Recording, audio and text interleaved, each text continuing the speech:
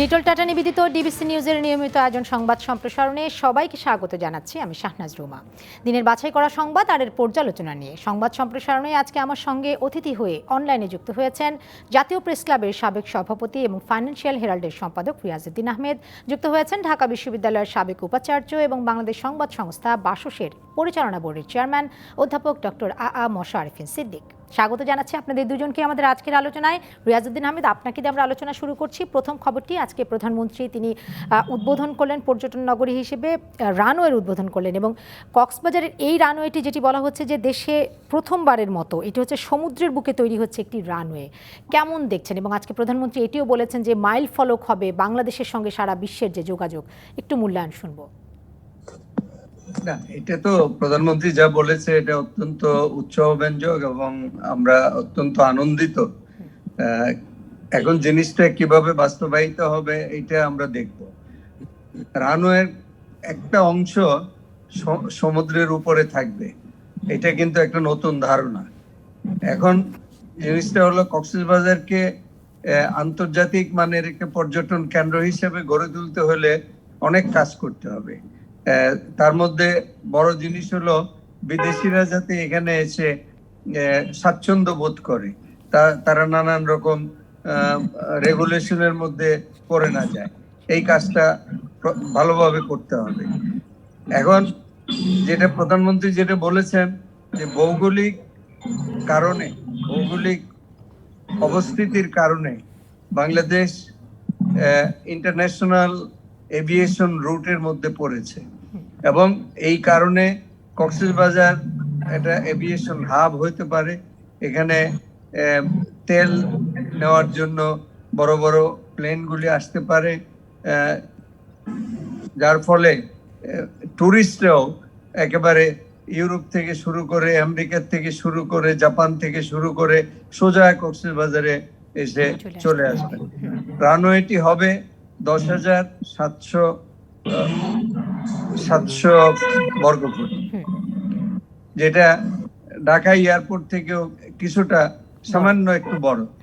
তো এইটা অত্যন্ত আনন্দের কথা যে আমাদের বিশ্বের সবচেয়ে বড় সমুদ্র সৈকতকে অর্থনৈতিক ভাবে ব্যবহার করার জন্য, অর্থনৈতিক গেইন লাভের জন্য এটাকে ব্যবহার করা, এবং এটা করতে পারলে কক্সবাজার এমন একটা সুন্দর লোকেশন এবং সুন্দর প্রকৃতি, এখানে একদিকে সাগর, একদিকে পাহাড়, একদিকে বনাঞ্চল, এগুলি মিলে তারপরে হলো আপনার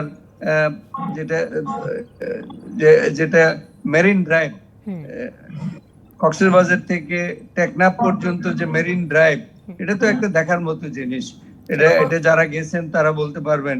এবং আজকে প্রধানমন্ত্রী আরো বললেন যে এখন চিটাগাং থেকে কক্সবাজার পর্যন্ত মেরিন ড্রাইভ তৈরি করা হবে। তো সবগুলি জিনিস যখন বাস্তবায়িত হবে তখন সত্যি সত্যি কক্সবাজার কে নিয়ে আমরা গর্ববোধ করতে পারবো, আমরা আনন্দিত হব এবং কক্সবাজারকে নিয়ে আমরা বিশ্বের পর্যটন ডেস্টিনেশন গুলির মধ্যে আমরা অনেক বেশি গর্ব করতে পারবো। জি, ধন্যবাদ রিয়াজউদ্দিন আহমেদ। অধ্যাপক আরফিন সিদ্দিক, আপনি একটু বলবেন কিনা, মানে প্রধানমন্ত্রী আজকে যেটি বললেন এটি উদ্বোধন করার পরে তো তিনি এটিও বললেন যে সারা বিশ্বের সঙ্গে বাংলাদেশের যে যোগাযোগ ব্যবস্থা তার একটি মাইল ফলক করা হবে এর মাধ্যমে। এই যে মাইল ফলক স্থানান্তরে যে দৃষ্টান্ত বাংলাদেশ দেখাতে চায় বা যে সাহস বাংলাদেশ করে, তার সামর্থ্য আসলে কতটা আছে? এখন আমাদের যে যোগাযোগ ব্যবস্থা সেটি আসলে কতটা প্রমোট করছে এরকম একটি মাইল ফলক তৈরি করার ক্ষেত্রে? ধন্যবাদ আপনাকে। আপনি ঠিকই বলেছেন, মাননীয় প্রধানমন্ত্রী কক্সবাজারের বিমানবন্দর উদ্বোধনী পর্বে আজকে যে কথাগুলো বলেছেন, তার মাঝে এটা ছিল যে বৈশ্বিক যোগাযোগ কেন্দ্র হিসেবে আমরা কক্সবাজার বিমানবন্দর এবং একই সাথে বাংলাদেশকে আমরা সেই জায়গায় দেখতে চাই।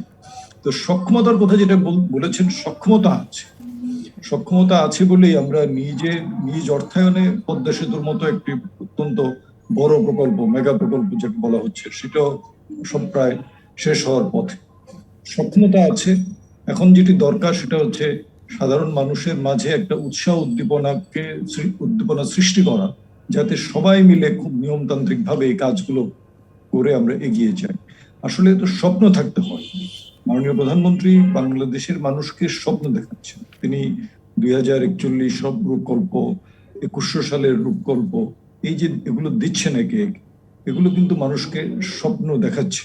কিন্তু এই স্বপ্ন বাস্তবায়নের জন্য কিন্তু শুধু সরকারের পক্ষে সম্ভব হবে না।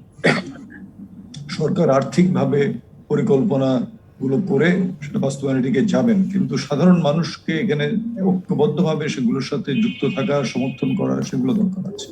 আমরা দেখেছি 75-এর পরে এই বাঙালি জাতির যে স্বপ্নগুলো আছে, জাতির পিতাকে হত্যা করার সাথে সাথে বাঙালি জাতির স্বপ্নগুলোকে হত্যা করছে। এই স্বপ্ন সৃষ্টি করা, স্বপ্ন দেখানো, এটা কিন্তু একটা বিরাট কাজ। তো সেই কাজটি মাননীয় প্রধানমন্ত্রী করে চলেছেন। আমি মনে করি যে সেদিক থেকে আজকের যে বক্তব্য তিনি দিয়েছেন, যে 75-এর পরবর্তী যে সরকারগুলো এসেছে, কোন সরকারই কিন্তু দেশের উন্নয়নমূলক কোনো কাজ করতে না। তারা শুধু দেশের মানুষকে বিভিন্নভাবে শাসনের মধ্যে রেখেছে, যেটাকে আমরা অপশাসন বলতে পারি। কিন্তু গণতান্ত্রিক ভাবে শাসন করা এবং গণতান্ত্রিক শাসনের মূল উদ্দেশ্যই হচ্ছে প্রতিটি মানুষকে, প্রতিটি নাগরিককে মানবিক মর্যাদা দেওয়া, সম্মান করা, এবং সেই জন্য উন্নয়নমূলক কাজের কিন্তু কোনো বিকল্প নাই। গণতন্ত্র এবং উন্নয়নকে আমরা অনেক সময় বলি যে এটা দুটো দিক, কিন্তু আসলে দুটো মিলে এক জায়গায় এসে যায়। কারণ গণতন্ত্রকে আপনি যদি শক্তিশালী করতে চান, সুসংহত করতে চান, তাহলে মানুষের অর্থনৈতিক অবস্থা, সামাজিক অবস্থা, এগুলো পরিবর্তন দরকার আছে। তার শিক্ষা বিস্তার ঘটানো দরকার আছে। তাছাড়া গণতন্ত্র সুসংহত হবে কিভাবে? উন্নয়ন আর গণতন্ত্র একই ভাবে এগিয়ে যাওয়া প্রয়োজন আছে, এবং সেই মডেলেরই পথিকৃৎ আমাদের মাননীয় প্রধানমন্ত্রী শেখ হাসিনা। জি, ধন্যবাদ অধ্যাপক আরএমএস সিদ্দিক। আপনি স্বপ্নের কথা বলছিলেন, তো উন্নয়নের কথা বলছিলেন। এইরকমই আরেকটি খবর আছে, আজকে মেট্রো রেলের পরীক্ষামূলক যে চালু সেটি হলো, এবং আমরা দেখলাম যে উত্তরা থেকে মিরপুর পর্যন্ত, সেটির পল্লবী পর্যন্ত সেটির উদ্বোধন করা হলো। উদ্বোধন বলতে পরীক্ষামূলক যে চালু হওয়া সেটি, সেই প্রকল্পটি।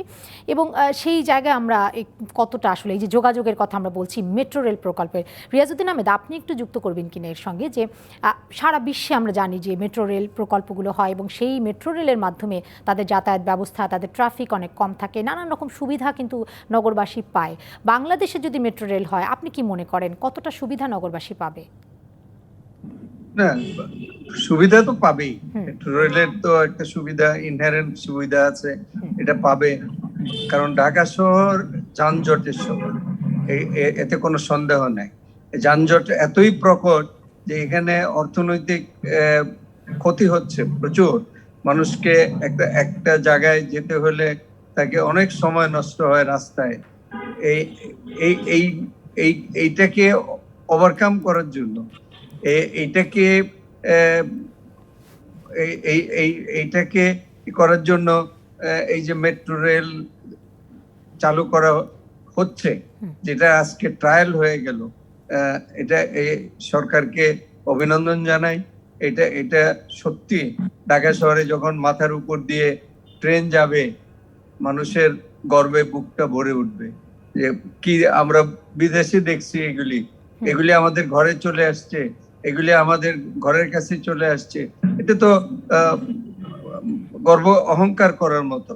তো সেটা আমার মনে হয় যে মেট্রো রেলটাকে যদি মানে ভালোভাবে চালানো যায়, এবং এই যে ঘন্টায় 60,000 যাত্রী এক জায়গা থেকে আরেক জায়গায় নিতে পারবে, 16টি স্টেশন হবে, এবং এটা পুরো প্রজেক্টটা কমপ্লিট করতে বোধহয় আরেকটু সময় লাগবে। এবং পুরো যখন হয়ে যাবে, আমরা তো ব্যাংককে দেখেছি, ব্যাংককে গাড়িতে, হোটেল থেকে এয়ারপোর্টে যেতে হলে 4 ঘন্টা আগে বেরোতে হতো, কারণ গাড়ি চলতো না, আস্তে আস্তে আস্তে আস্তে যেত। ড্রাইভার একটা বই নিয়ে স্টিয়ারিং এর উপর রেখে বই পড়তো সময় কাটানোর জন্য।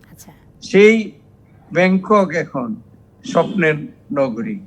এখানে মেট্রো রেল হয়েছে, পাতাল রেল হয়েছে, তারপরে আপনার নানান রকম সুবিধা সেখানে হয়েছে। তো ওই আদলে যদি বাংলাদেশকে গড়ে তোলা যায় এবং বাংলাদেশকে তুলতেই হবে। বাংলাদেশের যে গ্রোথ, বাংলাদেশের যে উন্নয়নের গতি, এই গতির সাথে তাল মিলিয়ে সার্বিক গতি বাড়াতে হবে, যানবাহনের গতি বাড়াতে হবে, মানুষের চলাচলের গতি বাড়াতে হবে, এই ব্যাপারে কোনো সন্দেহ নেই। এবং মেট্রো রেল হলো এর একটি অন্যতম বাহন।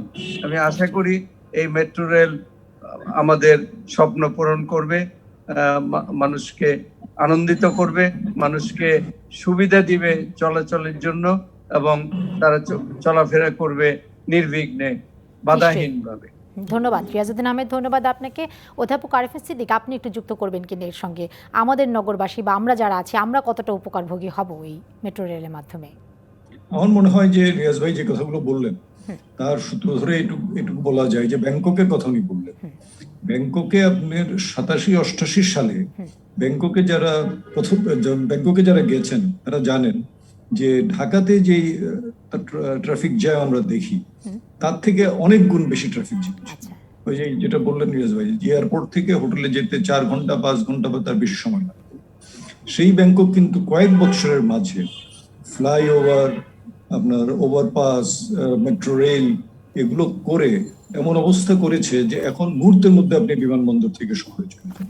এবং আমাদের বাড়ির দেশের একেবারে অতি নিকটবর্তী কলকাতা শহরে 80-র দশকে কি জ্যামের শহর ছিল সেটাও তো আমাদের অনেকেরই দেখা আছে। তো সেই কলকাতা শহরে আপনার কবে সে আন্ডারগ্রাউন্ড মেট্রো রেল হয়েছে, সেখানকার রাস্তাগুলো প্রশস্ত করা হয়েছে, এমন ভাবে করা হয়েছে যে এখন যদি আপনি কলকাতার বিমানবন্দর থেকে আপনার শহরের হোটেলের দিকে যান, এটাও খুব অল্প সময়ের মধ্যে আপনি চলে আসছেন। পরিকল্পনা থাকলে পরিকল্পনা বাস্তবায়ন করা যায়। আমাদের সেই বঙ্গবন্ধু হত্যার পরে 80-র দশক, 90-এর দশক, আপনার এই 21 শতাব্দীর প্রথম 10 বছর, এগুলো তো আমরা দেখেছি যে তেমন কোনো উন্নয়নমূলক কাজের পরিকল্পনাই করা হয়নি। পরিকল্পনা করলে আপনি শুরু করতে পারেন। যেমন পদ্মা সেতু পরিকল্পনা করা হয়েছে, মেট্রো রেলের পরিকল্পনা করা হয়েছে, কর্ণফুলী টানেলের পরিকল্পনা করা হয়েছে।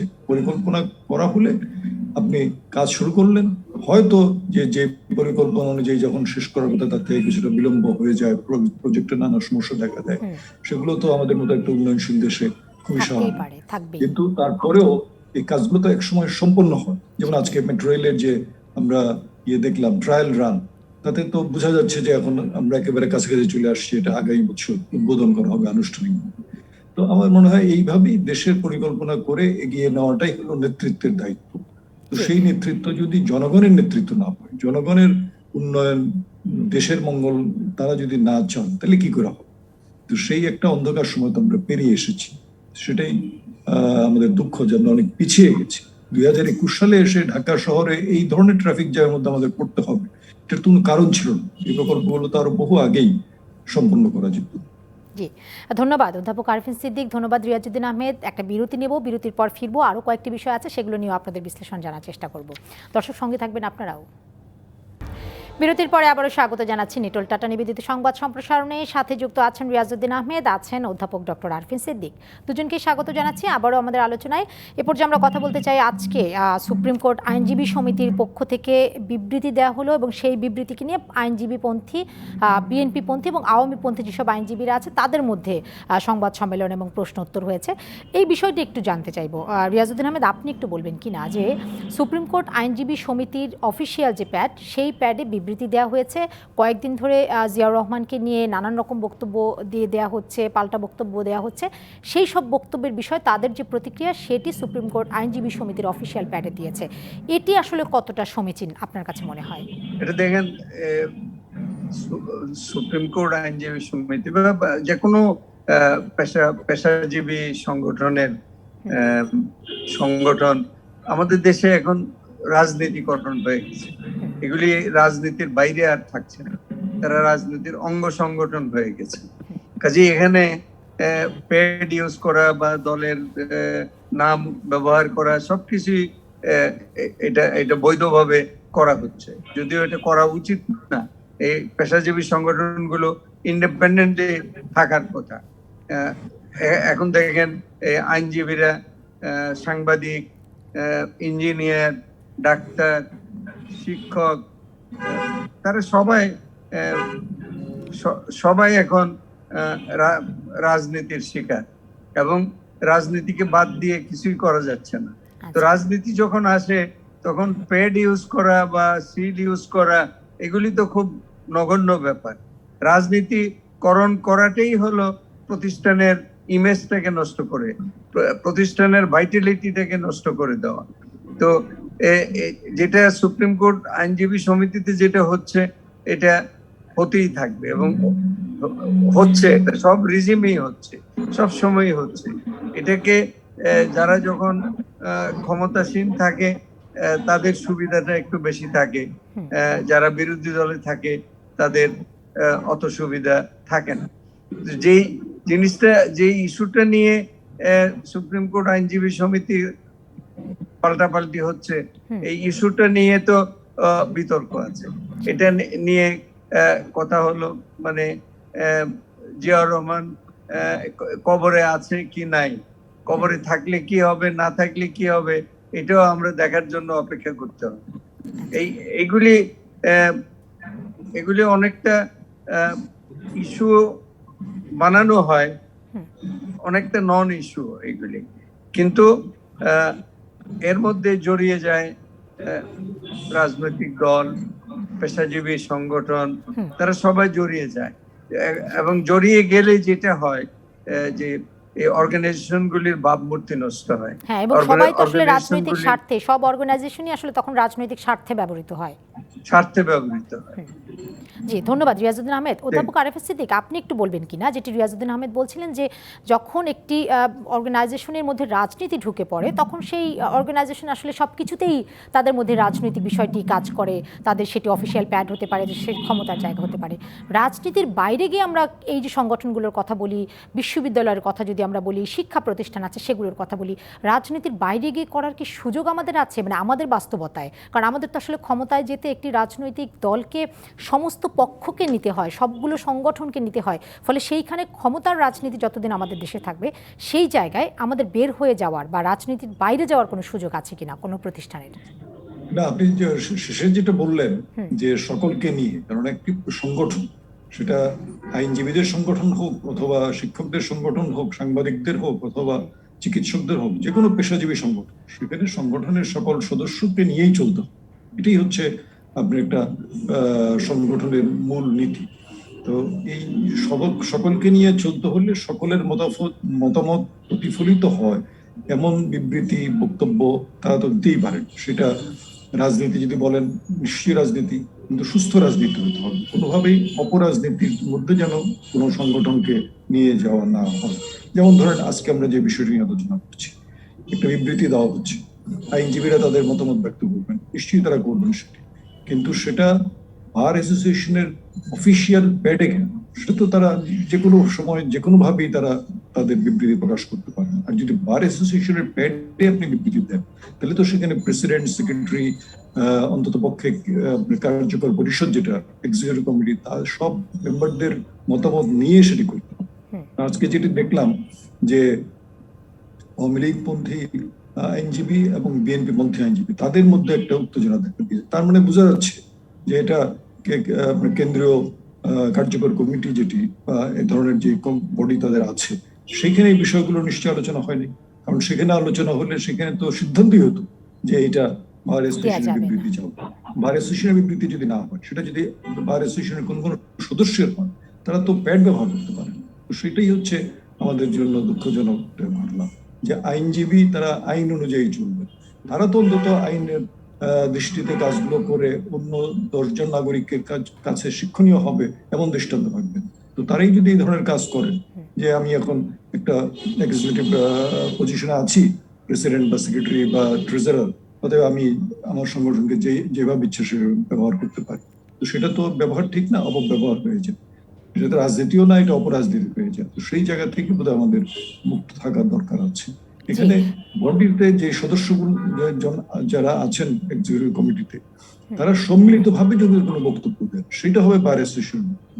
সকল সদস্য মিলে যদি দেন, সাধারণ সভা থেকে কোনো বক্তব্য দেন, সেটা হবে বার অ্যাসোসিয়েশনের বক্তব্য, এবং সেটা নিশ্চয়ই বার অ্যাসোসিয়েশন মেনেই যাবে। তো সেটা কি হয়েছে এখানে?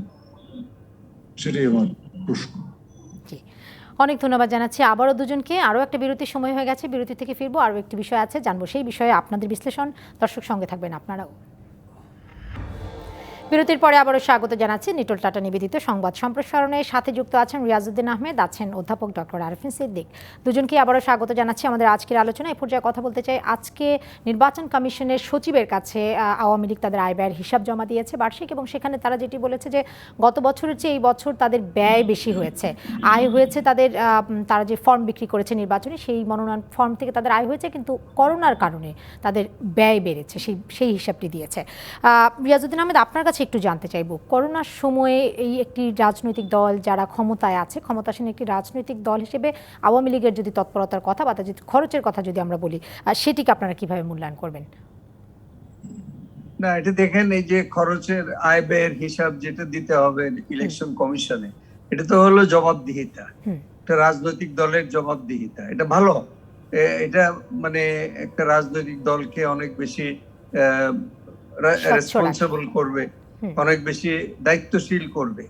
এবং এই যে টাকাটা কোথায় খরচ হলো এটার যে বিবরণ দেওয়া, জনগণ জানতে পারলো।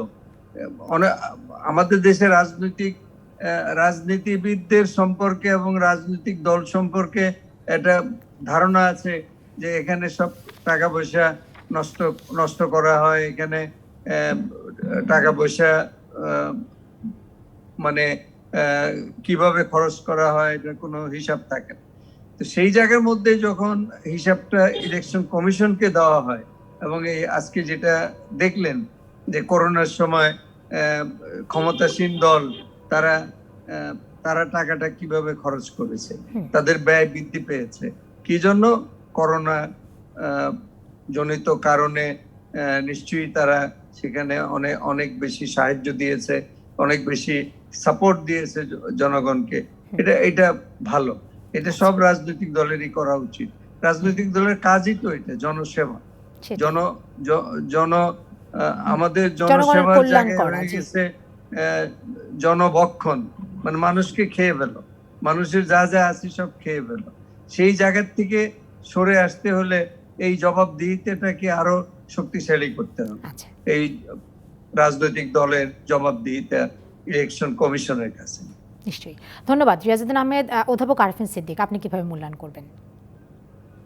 না, আমি মনে করি যে সকল রাজনৈতিক দল, শুধু রাজনৈতিক দল কেন, সব ধরনের প্রতিষ্ঠান, তাদের একটা স্বচ্ছতা থাকা দরকার আছে, এবং এই স্বচ্ছতার জন্যই এই ধরনের হিসাব দেওয়া।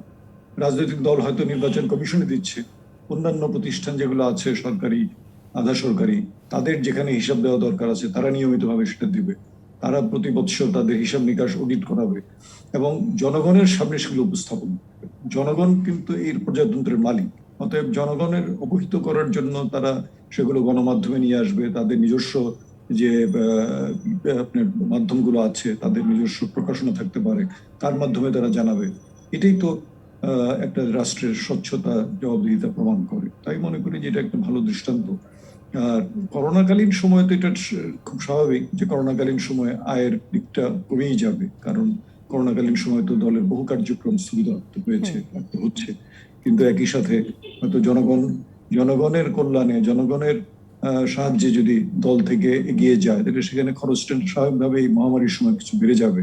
তো সেটা আমার মনে হয় একটা যৌক্তিক কারণেই এটা হয়েছে যে আয়ের থেকে ব্যয় বেশি হয়েছে। কিন্তু ওই জবাবদিহিতাটা যেটা রিয়াজ ভাই বললেন, এবং একটা স্বচ্ছতা রাখা, যে কোনো রাজনৈতিক দল, শুধু আওয়ামী লীগের কথা আমরা বলছি না, একই সাথে সকল ধরনের প্রতিষ্ঠান, একটি বিশ্ববিদ্যালয় হবে, একটি সংবাদ মাধ্যম, একটি সরকারি প্রতিষ্ঠান, তাদেরও কিন্তু এই ধরনের একটা স্বচ্ছতার ব্যবস্থা থাকা দরকার। হয়তো আর নির্বাচন কমিশন দেবে না, কিন্তু প্রত্যেকেরই কোনো কোনো জায়গা আছে যেখানে জবাবদিহি। আর সবচেয়ে বড় জায়গা জবাবদিহিতার হচ্ছে জনগণের কে অবহিত করা, জনগণকে জানানো, সেইটা আমাদের সবারই দায়িত্ব। জি, ধন্যবাদ স্যার। আরেকটি বিষয় খুব সংক্ষেপে আপনাদের দুজনের কাছ থেকে জানতে চাইবো, সময় খুবই কম। এই বিষয়টি একটু জানতে চাইবো যে করোনা মহামারীর মধ্যে আমাদের জন্য এখন এই সময় আরও বেশি আতঙ্কের হয়ে গেছে ডেঙ্গু। সেই বিষয়টি নিয়ে আসলে আমরা দেখি যে সিটি কর্পোরেশন অর্থাৎ যারা দায়িত্ব পালন করছে তারা বলছে জনগণ সচেতন নয় বা জনগণ এই বিষয়ে মানে পরিষ্কার পরিচ্ছন্নতা করছে না, এবং জনগণ আবার বলছে যে সিটি কর্পোরেশন তাদের দায়িত্ব পালন করছে না ঠিকঠাক মতো। রিয়াজউদ্দিন আহমেদ, খুব সংক্ষেপে বলবেন আপনার পর্যবেক্ষণ কি মনে হচ্ছে, কারা কাদের দায়িত্ব কতটা করছে? না, এই সিটি কর্পোরেশন তো অবশ্যই দায় নিতে হবে। এই যে মশার উপদ্রব, নগর জীবনে এই যে উপদ্রব, এবং এইবার যে ডেঙ্গু, এই ডেঙ্গুর কিন্তু মানে ধরনটা ভিন্ন। এবং জি দুঃখিত রিয়াজউদ্দিন আহমেদ, আপনার ক্যামেরাটা বন্ধ হয়ে গেছে, আমরা দেখতে পাচ্ছি না কিন্তু আপনাকে। না, এটা একটা টেলিফোন আসছে এই জন্য মানে বন্ধ হয়ে গেছে। ঠিক হয়ে যাবে। আচ্ছা বলুন। আমার মনে হয় সিটি কর্পোরেশনকে দায়িত্ব নিতে হবে এবং জনগণকেও দায়িত্ব নিতে হবে। যার যার বাড়ির আশেপাশে পরিষ্কার রাখা এটা প্রয়োজন। এখন দেখেন এই যে ডেঙ্গুর যে একটা মারাত্মক ধরন এটা বাংলাদেশে আসছে, এটা তো মানে জানি না এটা কোথায় নিয়ে যাবে, এবং বলছে যে এটা থার্ড ফেজে যারা এফেক্টেড হবে তাদের মানে অনেকেই মৃত্যুবরণ করতে পারে। তো এই দিক থেকে চিন্তা করে সিটি কর্পোরেশনকে তো দায়িত্ব নিতে হবে, দায় নিতে হবে। হাত পা গুটে বসে থাকলে তো চলবে না। এবং আমাদের এই মশার এই দৌরাত্ম্য এটা কিভাবে করা যায়, সিটি কর্পোরেশন নানান ভাবে চেষ্টা করছে, কিন্তু খুব ভালো ফল পাওয়া যাচ্ছে না। মানে আরো জোরালো চেষ্টার কথা বলছেন তো? আরো জোরালো চেষ্টা করতে হবে। জি ধন্যবাদ। অধ্যাপক আরএম সিদ্দিক, আপনি একটু বলবেন কিনা এই যে জোরালো চেষ্টা মানে সেটি আসলে কিভাবে সম্ভব, মানে কি উপায় হতে পারে, কি পরামর্শ আপনার? না, আমার মনে হয় যে জনসচেতনতার তো কোনো বিকল্প নেই। জনসচেতনতা সৃষ্টি করতে হবে, কিন্তু সেটাও কিন্তু সিটি কর্পোরেশনের দায়িত্ব।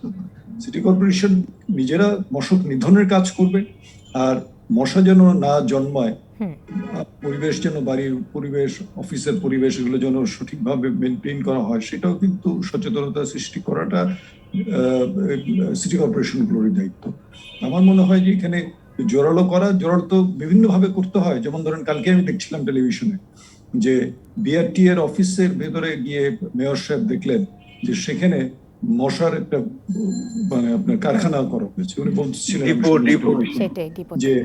যে আপনারা বিআরটি গাড়ির লাইসেন্স দেয়, সাথে সাথে মশা উৎপাদনের লাইসেন্স দেয়।